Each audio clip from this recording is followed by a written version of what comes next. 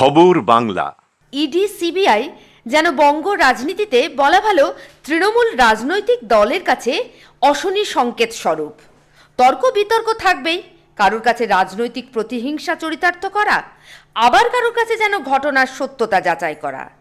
দেখে মনে হচ্ছে ইডি বা সিবিআই নিমন্ত্রিত সংস্থা।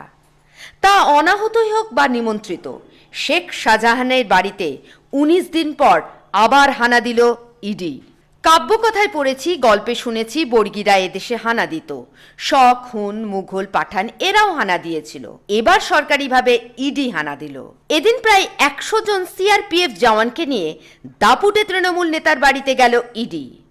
দুজনকে সাক্ষী দিয়ে সই করানো হলো ইডির তল্লাশির আগে। অন্যদিকে শাহজাহানের বাড়িতে তল্লাশির জন্য সার্চ ওয়ারেন্ট দেখতে চাইল রাজ্য পুলিশ। ব্যুরো রিপোর্ট, খবর বাংলা, রানীগঞ্জ।